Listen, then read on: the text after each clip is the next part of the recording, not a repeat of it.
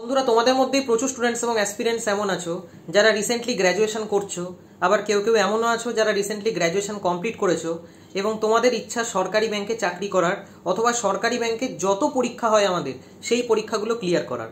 তো তার জন্য তোমরা প্রিপারেশন কিভাবে স্টার্ট করবে, বিশেষ করে প্রিলিমস পরীক্ষার জন্য কিভাবে প্রিপারেশন শুরু করবে অথবা স্টার্ট করবে, সেই সম্বন্ধে আজকের এই একটা সিঙ্গেল ভিডিওতে একদম ডিটেল ওয়েতে আলোচনা করে দেবো। দেখো বন্ধুরা, যত আমাদের সরকারি ব্যাংকের চাকরির পরীক্ষা হয়, সে আইবিপিএস পিওই হোক, আইবিপিএস ক্লার্কই হোক, এসবিআই পিও হোক, এসবিআই ক্লার্ক হোক, আরআরবি পিও হোক, আরআরবি ক্লার্ক হোক, ইভেন আমি আরবি অ্যাসিস্ট্যান্টও যদি নিয়ে নিই, প্লাস যত আমাদের ইন্স্যুরেন্স সেক্টরের পরীক্ষা হয়, যেমন ইএসআইসির পরীক্ষা, ইপিএফওর পরীক্ষা, এলআইসির পরীক্ষা, এনআইএসএল এর পরীক্ষা, ওআইসিএল এর পরীক্ষা, এই সমস্ত পরীক্ষাগুলোর প্রিলিমসের এক্সাম প্যাটার্ন অথবা এক্সাম সিলেবাস একদম সেম টু সেম থাকে। এবং এইটা এত বড় মাপের একটা অ্যাডভান্টেজ যে আমাদের যে কোনো একটা প্যাটার্নের ওপর যদি আমরা প্রিপারেশন করি, সেই প্যাটার্ন অনুযায়ী কতগুলো পরীক্ষা আমরা দিতে পারবো সেটা একবার চিন্তা করে দেখো। এতগুলো যে কটা পরীক্ষার নাম নিলাম, সেই সব কটা পরীক্ষা তুমি সেম সিলেবাসের ওপর দিতে পারবে, সেম এক্সাম প্যাটার্নের ওপর দিতে পারবে। তো বন্ধুরা, যে কোনো সরকারি ব্যাংকের চাকরির পরীক্ষার প্রিলিমস এক্সাম প্যাটার্নের কথা যদি বলি, তো সেইখানে মেনলি আমাদের তিনখানা সাবজেক্টই পড়তে হয়, তিনখানা সাবজেক্টই আমাদের আসে। সবার প্রথমে তোমাদের ম্যাথস পড়তে হবে, যেটাকে আমরা অঙ্ক বলবো। দ্বিতীয় নম্বরে তোমাদের রিজনিং পড়তে হবে এবং 3 নম্বর পোর্শনে তোমাদের ইংলিশ পড়তে হবে। সবার প্রথমে যদি অঙ্কের কথা বলি, তো বন্ধুরা যত আমাদের সরকারি ব্যাংকের চাকরির পরীক্ষা হয় সেখানে ম্যাথামেটিক্সের একদম সেম সিলেবাস থাকে, সেম এক্সাম প্যাটার্ন থাকে এবং সেম টাইপের কোশ্চেনই তোমাদের বারবার আসবে পরীক্ষায়। এবং টোটাল ম্যাথামেটিক্স অথবা অঙ্কের পোর্শনটাকে আমি 3টে পার্টে ভাগ করে নিয়েছি, 3টে পার্টে ব্রেক করে নিয়েছি। সবার প্রথম পার্ট হলো এরিথমেটিক সেকশন, দ্বিতীয় নম্বর পার্ট হলো ডিআই সেকশন, যেটাকে আমরা ডেটা ইন্টারপ্রিটেশন সেকশন বলি, এবং 3 নম্বর পার্ট হলো মিসলেনিয়াস পোর্শন। তো যদি এরিথমেটিক পোর্শনের কথা বলি, বন্ধুরা যে কোনো সরকারি ব্যাংকের চাকরির পরীক্ষায় ম্যাথসের আমাদের ক্লাস 9-10-এর ওপর পরীক্ষা হয়। অর্থাৎ ক্লাস 9-10-এ তোমরা যে সিলেবাসের ওপর অঙ্কের পরীক্ষা দিয়েছো অথবা যে সমস্ত কোশ্চেনগুলো করে এসছো অথবা যে চ্যাপ্টারগুলো তোমরা পড়েছো, সেই সেম টু সেম চ্যাপ্টারের ওপরেই তোমাদের সরকারি ব্যাংকের যে কোনো পরীক্ষার অঙ্কের সিলেবাস হয়। তো ন্যাচারালি বুঝতেই পারছো কোনো চ্যাপ্টার তোমাদের জন্য অজানা নয়। যেমন যদি এরিথমেটিক চ্যাপ্টারের কথা আমি বলি, তো এরিথমেটিকে তোমরা ক্লাস 9-10-এ রেশিও প্রপোর্শন পড়েছো, পার্সেন্টেজ পড়েছো, ডিসকাউন্ট পড়েছো, প্রফিট অ্যান্ড লস পড়েছো, এসআই পড়েছো, সিআই পড়েছো। এই সমস্ত চ্যাপ্টারগুলো আমাদের সরকারি ব্যাংকের যে কোনো চাকরির পরীক্ষায় আসে। অর্থাৎ সবার প্রথমে তোমাদের রেশিও প্রপোর্শনের চ্যাপ্টার পড়তে হবে, যেটাকে আমরা অনুপাত সমানুপাত বলি। তারপর তোমাদের পার্সেন্টেজ পড়তে হবে, যেটাকে আমরা শতকরা বলি। তারপরে তোমাদের প্রফিট অ্যান্ড লস পড়তে হবে, তারপর ডিসকাউন্ট পড়তে হবে, তারপর এসআই পড়তে হবে, যেটাকে আমরা সিম্পল ইন্টারেস্ট বলি। তারপর সিআই পড়তে হবে, যেটাকে আমরা কম্পাউন্ড ইন্টারেস্ট বলি। তারপর অ্যাভারেজ পড়তে হবে, তারপর মিক্সচার পড়তে হবে, তারপর টাইম অ্যান্ড ওয়ার্ক পড়তে হবে, টাইম স্পিড ডিস্টেন্স পড়তে হবে, পাইপস অ্যান্ড সিস্টেম পড়তে হবে, বোটস অ্যান্ড স্ট্রিমস পড়তে হবে। তো এই সবকটা চ্যাপ্টার যে কটার নাম নিলাম, এগুলো বেসিক এরিথমেটিক চ্যাপ্টারের ক্যাটাগরির মধ্যে পড়ে। এবার তুমি যদি ক্লেরিক্যাল লেভেলকে শুধুমাত্র টার্গেট করো, তাহলে এই কটা চ্যাপ্টার তোমার পড়লেই হয়ে যাবে। কিন্তু যদি তুমি অফিসার লেভেলকে টার্গেট করতে চাও, তাহলে এরিথমেটিকের কিছু আরো এক্সট্রা চ্যাপ্টারও তোমাকে এখানে জানতে হবে, তোমাকে শিখতে হবে। যেমন নাম্বার সিস্টেমের ব্যাপারেও তোমাকে এখানে একটু আইডিয়া রাখতে হবে, সিকোয়েন্স অ্যান্ড সিরিজের ব্যাপারেও তোমাকে একটু আইডিয়া রাখতে হবে যদি তুমি অফিসার লেভেলকে টার্গেট করো।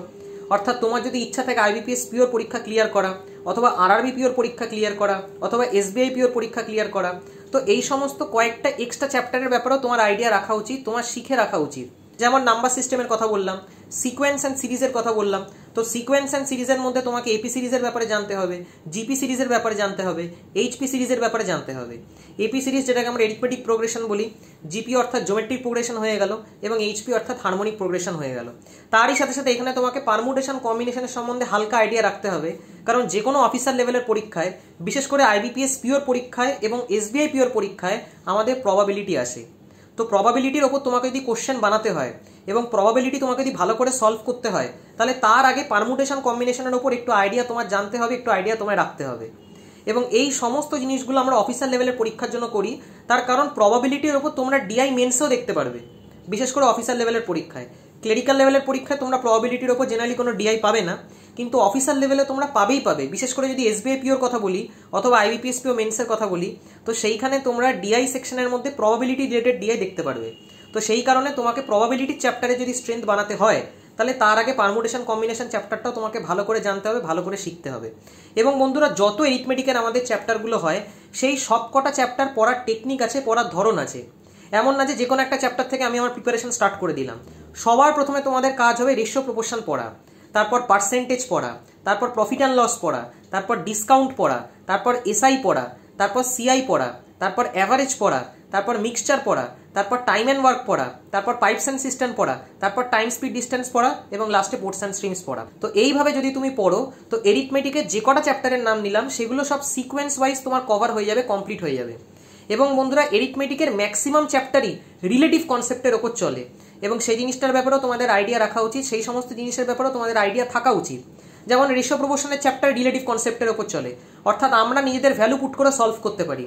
এবং এইটা এত বড় মাপের একটা অ্যাডভান্টেজ আমাদের যে রেশিও প্রপোর্শনের ওপর যাই কোশ্চেন আমাকে দিক না কেন, সে যত বড় কোশ্চেনই তারা বানাক না কেন, যেহেতু আমরা আমাদের নিজেদের ভ্যালু পুট করে সলভ করতে পারি, আমাদের যেহেতু এখানে একটা স্বাধীনতা থাকে, আমাদের যেহেতু এখানে একটা ফ্রিডম থাকে ভ্যালু পুটিং করার, ওই জন্য রেশিও প্রপোর্শনের যে কোনো বড় কোশ্চেন অথবা লেন্দি কোশ্চেন ঠিক 2 থেকে 3 লাইনে সলভ হয়ে যাবে, যেহেতু আমরা আমাদের নিজেদের ভ্যালু পুট করে সলভ করতে পারি। একদম সেম টু সেম রিলেটিভ কনসেপ্টের ওপর পার্সেন্টেজ চ্যাপ্টারও চলে, অর্থাৎ যাহা তক তোমরা রেশিও প্রপোর্শনের চ্যাপ্টার শেষ করবে, তারপর যখনই তোমরা পার্সেন্টেজ ধরবে তো পার্সেন্টেজে যাই প্রবলেম তোমরা বানাও না কেন সমস্ত প্রবলেম রিলেটিভ কনসেপ্টের ওপর চলবে, কারণ পার্সেন্টেজে আমরা অরিজিনাল ভ্যালু পুট করে কখনো সলভ করি না, পার্সেন্টেজ রিলেটিভ কনসেপ্টের ওপর চলে।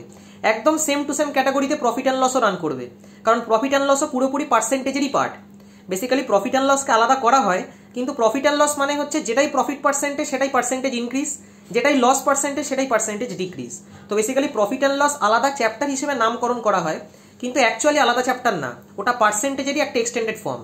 ডিসকাউন্টের চ্যাপ্টারও তাই, সেখানে তোমরা সাকসেসিভ ডিসকাউন্ট শিখবে, ক্রস ডিসকাউন্ট কিরমভাবে বানাতে হয় না বানাতে হয় সেই জিনিসের ব্যাপারে তোমাদের আইডিয়া রাখতে হবে, যে কিভাবে ক্রস টেকনিক ইউজ করে ডিসকাউন্টে যে কোনো ফ্র্যাকশনের পার্সেন্টেজ ভ্যালুকে আমরা আরামসে কনভার্ট করে ক্যালকুলেট করতে পারি। ঠিক সেরকম এসআই অর্থাৎ সিম্পল ইন্টারেস্টের কথা যদি বলি তো সেইটাও রিলেটিভ কনসেপ্টের উপর চলবে, সিআই অর্থাৎ কম্পাউন্ড ইন্টারেস্টের কথা যদি বলি তো সেইটাও রিলেটিভ কনসেপ্টের উপর চলবে। তো ন্যাচারালি যে স্টুডেন্ট অথবা অ্যাসপিরেন্টের রিলেটিভ কনসেপ্টের উপর আইডিয়া থাকবে না, অথবা সে যদি এই চ্যাপ্টারগুলো টেকনিক অফ সলভিং ভালো করে না শেখে, তাহলে সে যে কোনো কোশ্চেন তাড়াতাড়ি বানাবে কি করে?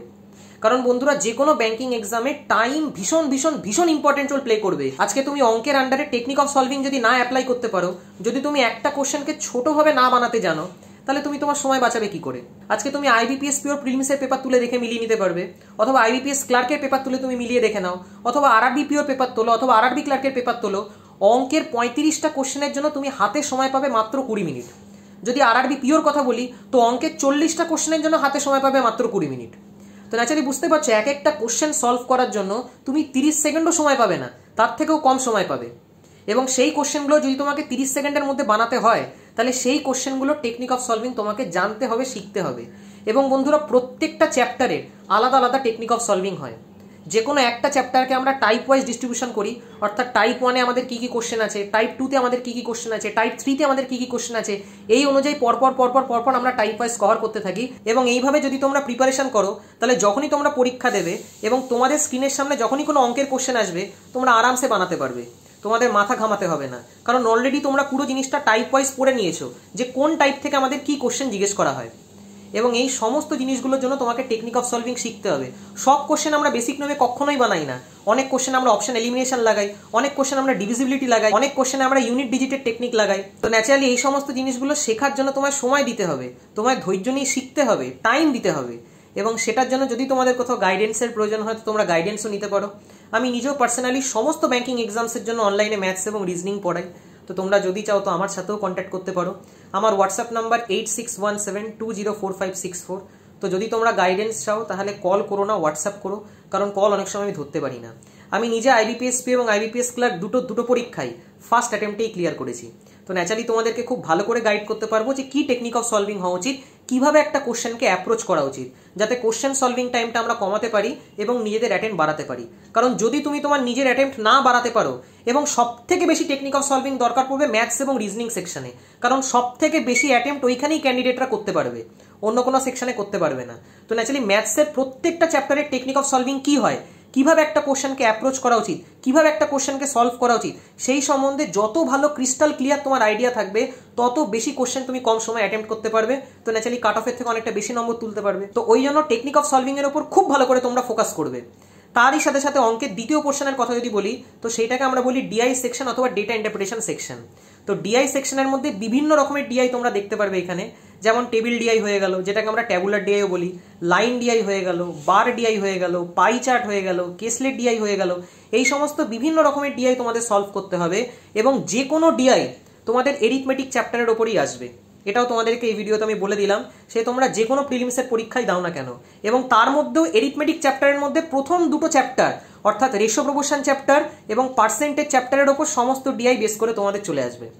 তো ন্যাচারালি বুঝতেই পারছো সিলেবাস একদম ক্রিস্টাল ক্লিয়ার তোমাদের থাকা উচিত যে আমার সামনে যে সমস্ত ডিআইগুলো আসবে অথবা ডেটা ইন্টারপ্রিটেশনগুলো আসবে সেই ডিআইগুলো আমাকে রেশিও প্রপোর্শন চ্যাপ্টার এবং পার্সেন্টেজ চ্যাপ্টার ছাড়া অন্য কোনো চ্যাপ্টার থেকে কি আসছে?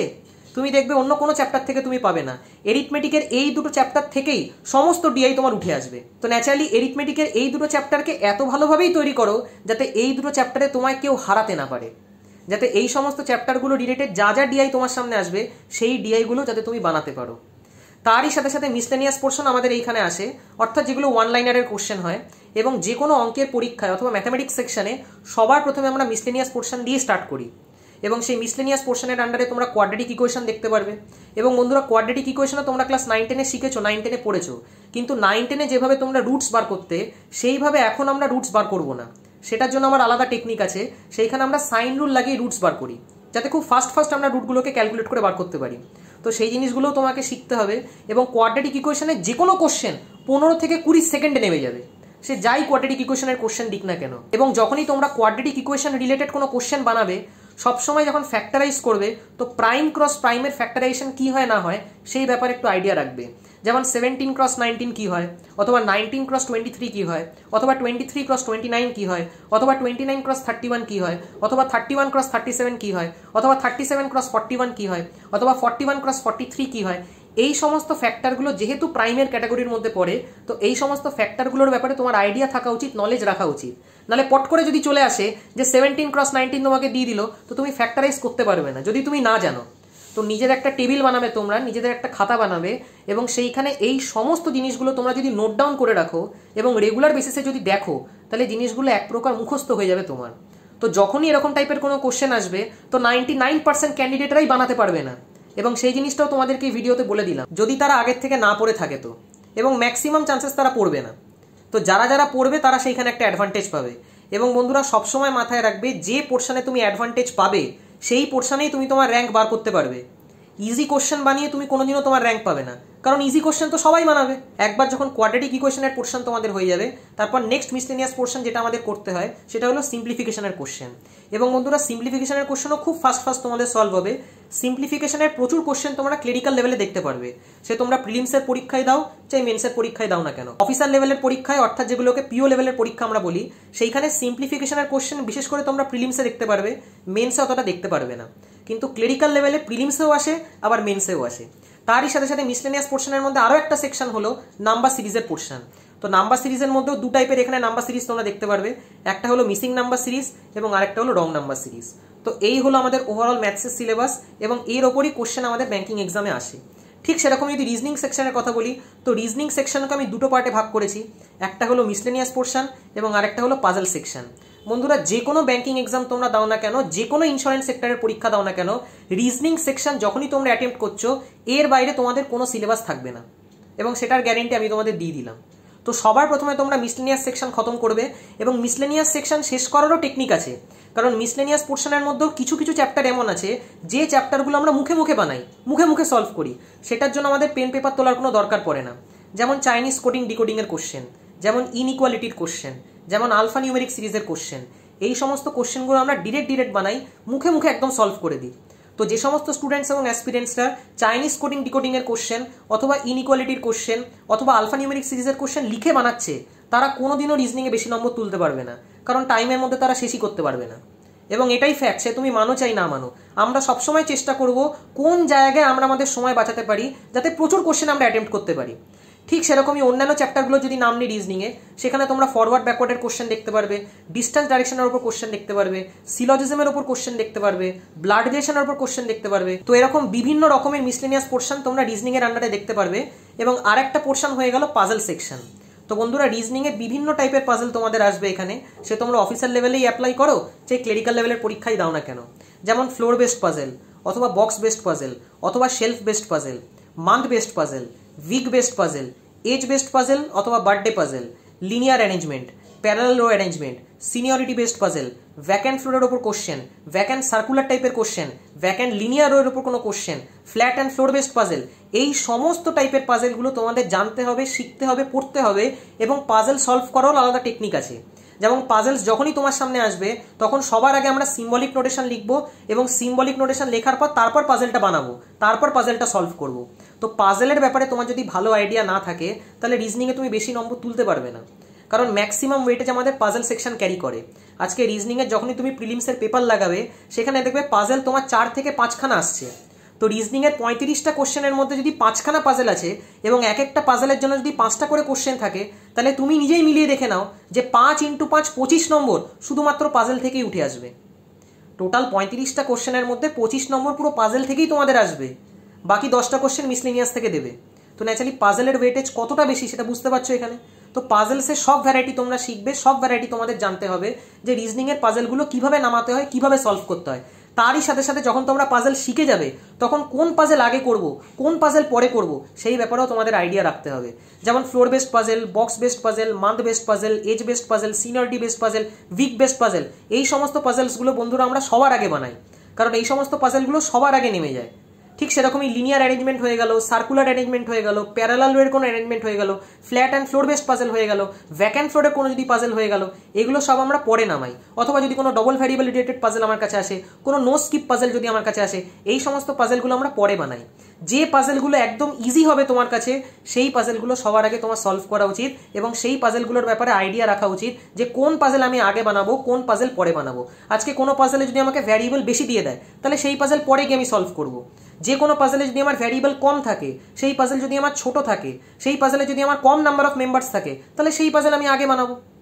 কোনো একটা পাজেল যদি সার্কুলার অ্যারেঞ্জমেন্টের ওপর আসে এবং সেইখানে যদি সমস্ত ডাইরেকশন মেনশন করা থাকে যে সবাই সেন্টারের দিকে তাকিয়ে আছে অথবা সবাই সেন্টারের থেকে বাইরের দিকে তাকিয়ে আছে, তাহলে সেই পাজেল আমি সবার আগে অ্যাটেম্প্ট করব। কিন্তু সেই সার্কুলার অ্যারেঞ্জমেন্টে যদি এরকম বলা থাকে যে কেউ কেউ সেন্টারের দিকে তাকায়, কেউ কেউ আবার বাইরের দিকে তাকায়, তো সেই পাজেল আমি পরে গিয়ে বানাবো, শুরুতে বানাবো না, কারণ সেইখানে ডাইরেকশনের একটা চক্কর আছে। কিন্তু যে পাজেলে ডাইরেকশনের কোনো ঝামেলা নেই, ডাইরেকশনের কোনো চক্কর নেই, সেই পাজেল আমি আগে গিয়ে সলভ করব। এবং এটা তোমাদেরও উচিত সলভ করা, যাতে আমরা আমাদের টাইমটাকে অপটিমাম ওয়েতে ইউজ করতে পারি, একদম বেস্ট পসিবল মেথডে যাতে ইউজ করতে পারি। ঠিক সেরকম যদি ইংলিশ সেকশনের কথা বলি তো বন্ধুরা ইংলিশ সেকশনকে আমি দুটো পার্টে ভেঙেছি, একটা হলো গ্রামার সেকশন এবং আরেকটা হলো আরসির সেকশন এবং ক্লজ টেস্টের সেকশন। তো গ্রামার পোর্শনের কথা যদি বলি, এগুলো সব মিসলেনিয়াস ক্যাটাগরির আন্ডারে পড়ে, যেখানে তোমরা এরার কারেকশনের উপর কোশ্চেন পাবে। এবং যখনই গ্রামার সেকশন তোমরা সলভ করছো তো গ্রামারের প্রত্যেকটা চ্যাপ্টার তোমরা পরপর পরপর পড়ে যাবে আগে, যাতে প্রত্যেকটা চ্যাপ্টারের কি কি এরার হতে পারে, প্রত্যেকটা চ্যাপ্টারে কি কি রুলস হতে পারে, কারণ গ্রামারের প্রত্যেকটা চ্যাপ্টারের ওপর বিভিন্ন রুলস তোমরা পাবে। যেমন টেন্সেস চ্যাপ্টারের ওপর রুলস পাবে, ভয়েস চ্যাপ্টারের ওপর রুলস পাবে, মোডালস চ্যাপ্টারের ওপর রুলস পাবে, সেরকমই নাউনের রুলস পাবে, ভার্বের রুলস পাবে, প্রোনাউনের রুলস পাবে, অ্যাডভার্বের পাবে, অ্যাডজেক্টিভের পাবে।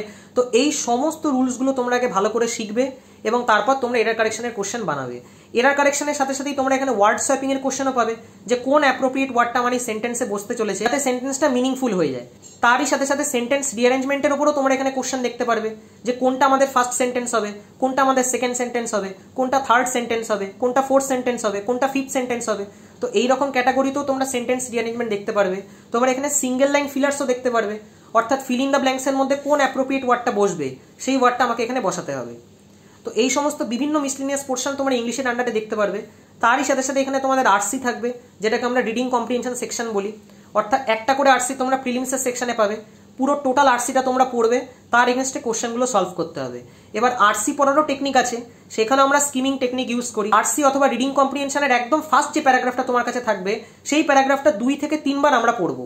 তারপরে নেক্সট যে প্যারাগ্রাফগুলো থাকবে সেইখান থেকে শুধু কিওয়ার্ডগুলোকে তুলবো, যাতে আমরা আনসারিং তাড়াতাড়ি করতে পারি। কারণ সেকেন্ড প্যারাগ্রাফ অথবা থার্ড প্যারাগ্রাফ ফার্স্ট প্যারাগ্রাফের মতো অতটা ইম্পর্টেন্ট নয়। ফার্স্ট প্যারাগ্রাফ তোমাকে এই জিনিসটা দেখাবে যে আরসিটা কোন সিচুয়েশনের উপর দিয়েছে, এটা পলিটি থেকে দিয়েছে, নাকি হিস্ট্রি থেকে দিয়েছে, নাকি জিওগ্রাফির থেকে দিয়েছে, নাকি ইকোনমিক থেকে দিয়েছে, নাকি কোনো কারেন্ট অ্যাফেয়ার্সের কোনো সিচুয়েশন থেকে দিয়েছে, নাকি কোনো কান্ট্রির ব্যাপারে দিয়েছে, নাকি এনভায়রনমেন্টের ব্যাপারে দিয়েছে। তো সবসময় ফার্স্ট প্যারাগ্রাফ যেটা তুমি পাবে আরসিতে, সেটা তোমাকে এইটা শেখাবে যে আরসিটা কোন সাবজেক্টের ওপর আছে, এবং পরের যে প্যারাগ্রাফগুলো থাকবে সেগুলো ওই সাবজেক্টটাকেই সাপোর্ট করতে করতে অথবা সাপোর্ট না করতে করতে চলবে। তো সেই অনুযায়ী তোমাকে পড়তে হবে এবং তারপর তোমাকে ডিসিশন নিতে হবে। এবং লাস্টের যে প্যারাগ্রাফটা থাকবে যেটাকে কনক্লুশন বলা হয়, তো সেই প্যারাগ্রাফটাকেও তোমরা ভালো করে পড়বে এবং তারপর কোশ্চেনগুলো বানাবে। একদম সেম টু সেম ফরম্যাটে ক্লজ টেস্টও তোমরা সেই অনুযায়ী বানাবে। ক্লজ টেস্টও দেখতে পারবে, তোমরা একটা fill in the blanks passage পাবে। তো পুরো ক্লজ টেস্টের প্যাসেজটা আগে একবার ভালো করে পড়ে নেবে, তারপর অপশনসগুলোকে ফিল আপ করবে। প্রচুর স্টুডেন্টস এবং অ্যাসপিরেন্টসরা ক্লজ টেস্টের প্যাসেজ শুরুর থেকেই ফিল আপ করা স্টার্ট করে, এবং এটা এত বড় মাপের একটা ভুল যার জন্য অ্যাপ্রোপ্রিয়েট ওয়ার্ড তোমার ভুল বসে যাবে, তুমি ঠিকঠাক করে বসাতেই পারবে না। তো সবার আগে প্যাসেজটা পড়ে নেবে, প্যাসেজের মিনিংটা আগে বোঝো, তারপর ওয়ার্ডগুলোকে ফিল করো। এই টেকনিক অনুযায়ী তোমরা যদি করো তাহলে প্রিলিমসের যে কোনো পরীক্ষা তোমরা ক্লিয়ার করতে পারবে। সে তোমরা ক্লেরিক্যাল লেভেলের পরীক্ষায় দাও, সে অফিসার লেভেলের পরীক্ষায় দাও না কেন। তো একবার যখন প্রিলিমসের পুরো সিলেবাস তোমার শেষ হয়ে যাবে, তারপর প্রিলিমসের ওপর তুমি মক টেস্ট দাও এবং নিজের পারফরমেন্সকে আরও ইমপ্রুভ করো, কারণ মক টেস্ট দেওয়াটাও ভীষণ ভীষণ ভীষণ দরকারি। যে সমস্ত স্টুডেন্টস এবং অ্যাসপিরেন্টসরা মক টেস্ট দেয় না, তারা কোনোদিনও ভালো স্কোর করতে পারবে না। কিন্তু মক টেস্ট তখনই তুমি দেবে যখন সিলেবাস তোমার শেষ হয়ে যাবে। তো এইভাবে তোমরা প্রিপারেশন করো, তো তোমরা নিজেরাই দেখতে পারবে যে কোনো প্রিলিমসের পরীক্ষায় কত ভালো নম্বর তোমরা স্কোর করতে পারছো, কত ভালো পার্সেন্টাইল স্কোর করতে পারছো। একদম ফুল কনফিডেন্সের সাথে, ফুল মোটিভেশনের সাথে সরকারি ব্যাংকের যে কোনো পরীক্ষার জন্য প্রিপারেশন নাও এবং চেষ্টা করো তার কাছ থেকেই গাইডেন্স নেওয়ার, যে অলরেডি ফিল্ডে সিলেক্টেড, যাতে তার টেকনিক অফ সলভিং, তার মেথড অফ সলভিং, তার ডাউট ক্লিয়ারিং প্রসেস খুব ভালো করে শিখতে পারো এবং সেই জিনিসগুলোকে পরীক্ষায় অ্যাপ্লাই করতে পারো। বাকি আশা করি তোমাদের এই ভিডিওটা দিয়ে কিছুটা হেল্প করতে পারলাম। ভিডিওটা যদি তোমাদের ভালো লেগে থাকে তাহলে অবশ্যই লাইক এবং বন্ধুদের সাথে শেয়ার করো। Thank you.